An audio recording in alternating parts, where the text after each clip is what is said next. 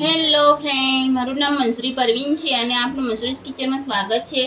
આજે આપણે ફોતરાવાળી મગની દાળના દહીં વડા જોઈશું। તેના માટે આપણે લીધી છે આ આમલીની ચટણી છે, આ દહીં છે અને આ ફોતરાની મગની દાળ છે। તેને આપણે 8 કલાક સુધી પલાળી રાખી છે, પછી તેને આપણે ધોઈ લીધી છે અને ફોતરા કાઢી લીધા છે। તેના ઉપર નાખવા માટે આ મરચું છે ને આપણે દાળના અંદર ક્રશ જે કરીશું તેના અંદર મીઠું નાખવાનું છે અને આ સાજીના ફૂલ છે ચપટી। હવે આપણે જારના અંદર આપણે દાળ નાખી દઈશું।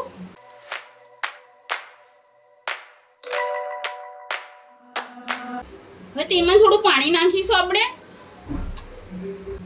હવે તેમાં આપણે 1 ચમચી જેટલું મીઠું લીધું છે તે નાખી દઈશું। હવે સાજીના ફૂલ નાખીશું જે આપણે ચપટી લીધા છે। હવે થોડું પાછું પાણી નાખીશું આપણે। હવે તેને આપણે ક્રશ કરી લઈશું।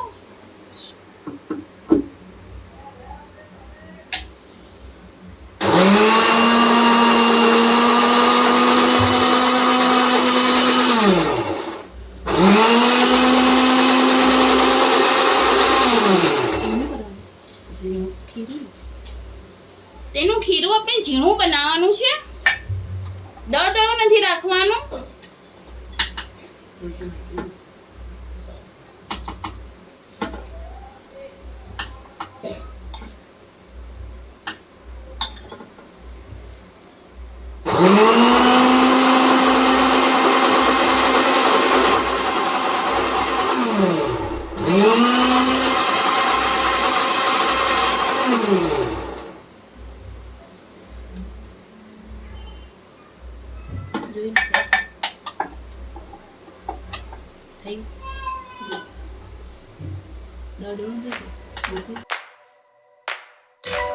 આપણું ખીરું તૈયાર થઈ ગયું છે, જે એકદમ આપણે ઝીણું કર્યું છે।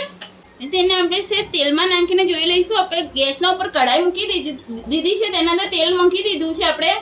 તેમાં સેજ આપણે ટેસ્ટ કરી લીધો છે। હવે આપણે વડા તળીશું।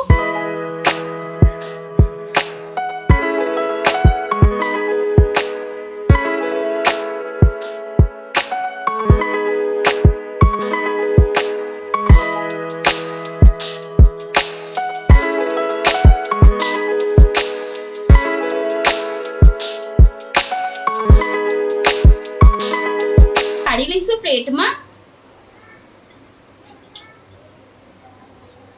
રાવાચ બાવાચ ઓનો લુકામાં કોઈ મનું ના રોકે। હવે પાણીમાંથી આપણે છે ને વડા કાઢી લીધા છે। હવે તેની ઉપર આંબલીની અને ગોળની ચટણી નાખીશું આપણે।